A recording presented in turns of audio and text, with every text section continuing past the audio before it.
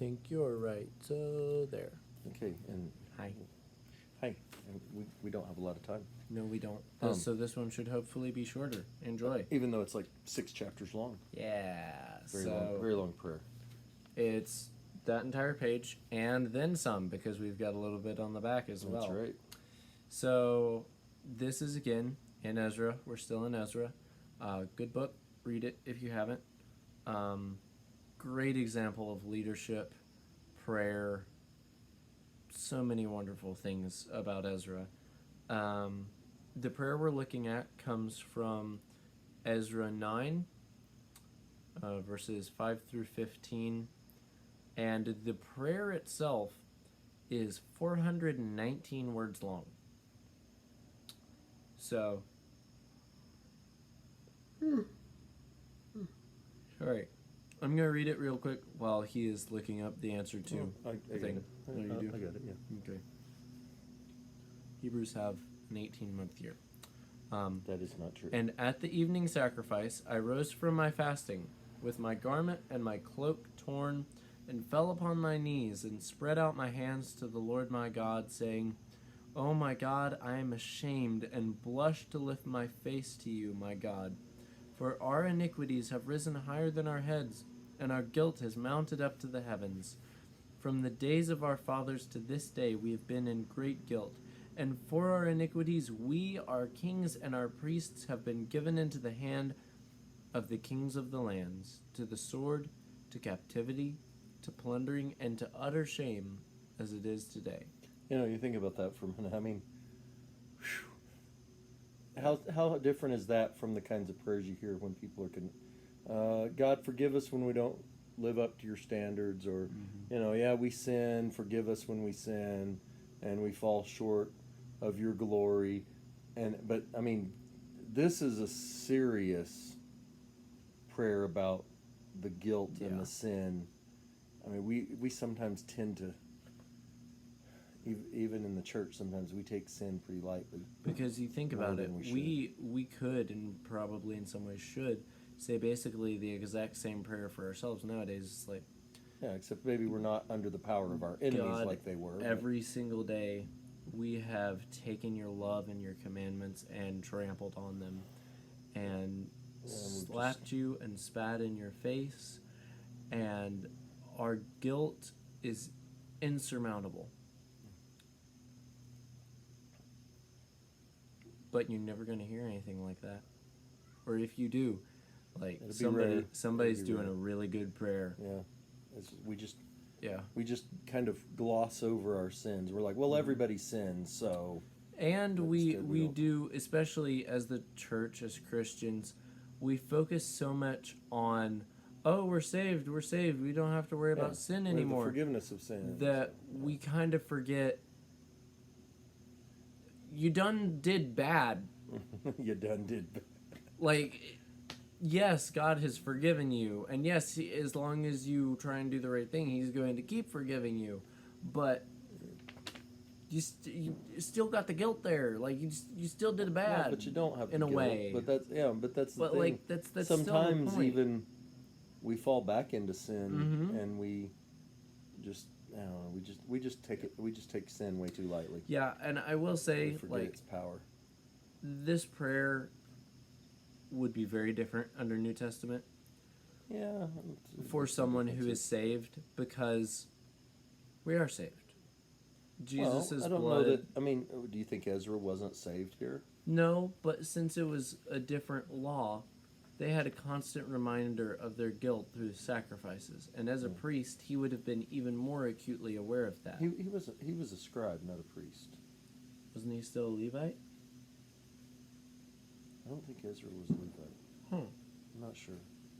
I've never thought about because that's the whole thing. He led the priests back. Well, to no, he led more than temple. the priest. I mean, it was more than just the priest, though. That's what I have to look. I'm trying to think what his lineage is. Anyway, let's read on a little bit, and we'll dig in some more, and I'll look that up. Moving on. See if I can see. But now, for a brief moment, favor has been shown by the Lord our God to leave us a remnant and to give us a secure hold within His holy place, that our God may brighten our eyes and grant us a little reviving in our slavery. For we are slaves. Yet our God has not forsaken us in our slavery, but has extended to us his steadfast love before the kings of Persia, to grant us some reviving, to set up the house of our God, to repair its ruins, and to give us protection in Judea and Jerusalem. And now, O our God, what shall we say after this? For we have forsaken your commandments, which you have commanded by your servants the prophets, saying, The land that you are entering, to take possession of it, is a land impure with the impurity of the peoples of the lands, with their abominations that have filled it from end to end with their uncleanness. Therefore, do not give your daughters to their sons, neither take their daughters for your sons, and never seek their peace or prosperity, that you may be strong, and eat the good of the land, and leave it for an inheritance to your children forever. And after all that has come upon us for our evil deeds, and for our great guilt, seeing that you, our God, have punished us less than our iniquities deserved, and have given us such a remnant as this, shall we break your commandments again, and intermarry with the peoples who practice these abominations? Would you not be angry with us until you consumed us, so that there should be no remnant, nor any to escape? O Lord, the God of Israel, you are just. For we are left a remnant that has escaped, as it is today. Behold, we are before you in our guilt, for none can stand before you because of this. Yeah, if we thought that he was being the like overly dramatic or melodramatic in that first row, he's just like really good. But then this second part, I mean, he just it's like there's no way we can even stand before you. It's just so bad. And it's not vague either. No. One of the things I feel like we do a lot in our prayers is just kind of like, oh, hey, this. But in Ezra's prayer, it's like this specific thing. It's not like, oh, God, help our day to go well. Or, God, I had a rough day yesterday. It's like, God, we sinned, and the people of the nations around us are committing abominations, and we used to be terrible and rejected you, and now we're trying to come back, but they're surrounding us, and we're letting them into the camp. Yeah, we're so full of sin that we just don't even have a right to... Yep. And you think about the thought and detail and passion that goes into a prayer like that. It's not just, God, we got some problems. Please help us fix those. It's not just, God, life could be a little bit better. Please help us out with that. Or, help this day to go well. Or yesterday wasn't all that great. Or, we have problems, God, and we're sorry about that. We sin. Oopsie. It's not like that. There are some that indicate that he is from a priestly tribe, but I'm not seeing the proof of it. I don't remember him offering sacrifices or anything, so I bet he could have been a Levite that had some other function, but he definitely was a scribe too, so maybe he is a priest. For some reason, a Levite. When I was younger, I think it was because the scribes and the Pharisees are grouped together in the New Testament a lot. Mm-hmm. I always thought that the scribes were Levites. Well, the Pharisees aren't Levites. Yeah, but I didn't realize that until recently. They were like the religious big shots. Yeah. So I was like, oh, these guys are the Levites from the Old Testament. Yeah, just fancied up. The priests were usually the Sadducees. A lot of the time. At least some of the bigwigs were anyway. Yeah. But yeah, I mean, just this, and so he did. Even though what's he talking about? He's talking about how horrible their sin is. It's all so bad that God handed them over to the enemies, and then now they can't stand before God. What is it that's so bad? Well, he talks about they were, God warned them that they were not to go into that land and be corrupted by the people of that land, that the people of that land were doing abominable things. And then he goes on to explain that, in spite of all that, we broke your commandments and we married into their families. We intermarried with these very people that you told us to stay away from and to shun. And so, I mean, he's very specific. It's not just general, yeah, well, some people are oath breakers and some people lied and some people, it's this one specific thing that is pervasive. And we see how pervasive in the next chapter when we see the kind of the response of what happens as Ezra is praying and making confession, and he's weeping and he's casting himself down before the house of God. And before we get much further into this, it gets a little rough.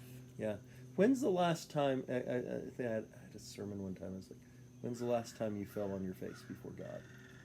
I mean, just fell down groveling and weeping because of sin. And apparently in this case, it's not even Ezra himself. Ezra has not done, he didn't intermarry with the foreigners. Yeah. It's not him, but just the people as a whole have and taken his have heart done this. is so open to God's will and so that he so sees a group who is supposed to be righteous doing wrong, and it breaks his heart. Weeps. Yeah. Just breaks his heart. When's the last time we wept over our sin, our church's sin, our nation's sin? I mean, we spend so much of our time justifying and defending and making excuses instead of weeping over the sin.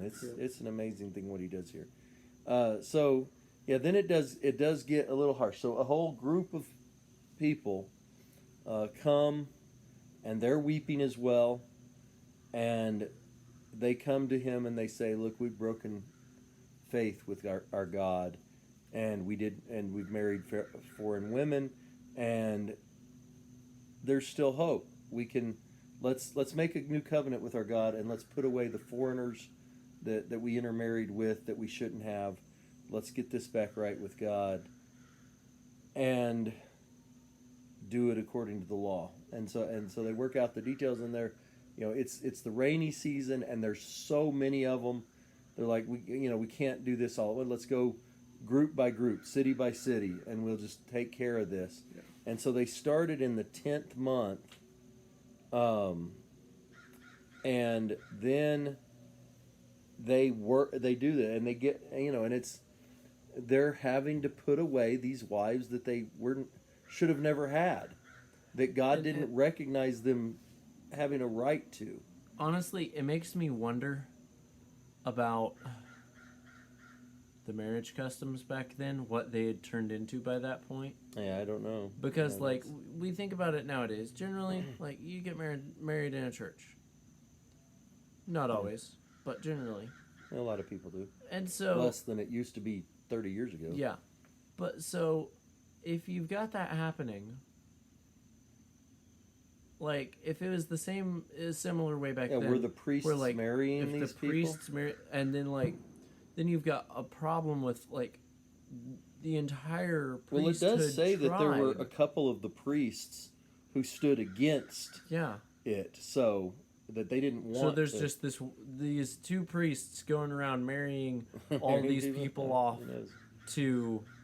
Well, and the families were so involved in the marriages. They were pre-arranged, so. Yeah. Why are they letting their children marry foreigners? And it's a disturbing thing for sure. If it's a dalliance or a short relationship or something outside of marriage, I can understand that. That makes a little bit of sense, especially when you're surrounded by these people. But if you're going to the point where you're getting married to them, in an age of prearranged marriages, and well, I don't get it. I did, but they started at the beginning of the 10th month, and it took them the 10th month, the 11th month, and the 12th month, and by the beginning of the first month of the new year, so 3 months later, it took them 3 months to go through and get rid of all of this sinful marriages that were not appropriate, not right with God. And in reading this, it reminds me of John the Baptist with Herod, telling him, "Hey, it's not right for you to have your brother's wife," and Creepy John. creepy John, bold John, Oh yeah. who went into the king and confronted him. But you think about Ezra too. I mean, apparently this was a large group of people if it took 3 months for them to go through all these people that were doing this. It does make sense because in his prayer, he could have been threatened. In his prayer, the way he refers to the remnant is like, with such a remnant as this, like he's listing their sins, and he's like, but God, you're gracious, and you have left us with such a remnant as this. And it sounds like there's a lot of people. Yeah, and a lot of them, though, were in this sinful condition with these sinful marriages that they weren't supposed to be having. But it makes us think, too, we need to think about this today. We don't have the same laws as the law of Moses and all the things they had in Ezra's day, but God does call us to be separate from the world and not to be unequally yoked with unbelievers. And there's no yoke that is any tighter of a yoke than the marriage bond. And how is the question is asked in the other, how can two walk together unless they're agreed? If we're not both walking toward heaven, if we're not both going in the same direction, how are we going to work together? How are we going to walk together? How are we going to pull a plow together and get any work done that's going to accomplish anything? And the idea of marrying someone who's going to be pulling against you and fighting against you, not helping you get to heaven. It's hard enough to get to heaven when you have help. But to try to get to heaven when somebody's pulling against you and trying to pull you down, that's difficult on a whole nother level. Oh, yeah. Why would we get ourselves in those situations? And yet a lot of times young people do, and older people too. You're not immune just because you're older. No, I've seen widows and widowers marry people that wound up pulling them away from the church. It can happen. It does happen. But it's something to think about. Ezra took this seriously. He pushed the nation to take it seriously. And we need to take all sin seriously. There is no insignificant sin. All sin is capable of separating us from God and capable of bringing this kind of pain and suffering on us. And I think about some of the sins that our historically our nation has had, and that people of our nation, and we might say, well, I didn't do that. I wasn't part of that. Yeah, but we're still part of this nation. We're still part of and sometimes churches. And even if you aren't a part of it, like, let's say, are you standing against it though, or even then, like, it still happened. Yeah. It doesn't matter how connected you were or not. It still happened. Someone still sinned. Their soul is still in danger. Right. Are you not upset about this? And do you stand against it? Do you speak out against it? Do you say something about how wrong it is? Or do you just, keep your mouth shut and let it go and let it happen and, oh well. Yeah. Which in a lot of ways, our country has gotten to be a kind of country where it's just, live and let live, tolerance. Mm-hmm. Everybody's going to do their own thing. Lifestyles. And if you speak out, you're a bigot and a hate monger and all these kind of, hate speech because you said something was a sin. Yeah. But, let them call you names. It doesn't change that. The fact is, we want to do what's right in God's sight. Yeah. So let's think about that. Like Ezra, we need to weep over sin. We need to pray before God, and we need to do everything we can to try to, of course, in our own lives, but also in the lives of those that we love and care about, and even beyond, to try to help people move back toward God instead of continuing to live in rebellion to Him. Yep. So, if there's some changes you need to make in your life, think about it. If there's some praying you need to do, some crying you need to do, some sin you need to get out of your life, or maybe there's somebody that you've condoned and talked like it was okay for them to be living in the sin they're living in, maybe you need to speak up. And maybe Well, they'll get mad at me. Yes, maybe they will. Maybe they will. Maybe you'll lose a friend. Maybe you'll lose a family member over it that won't want to have anything to do with you again. But you've still got to speak out for what's right.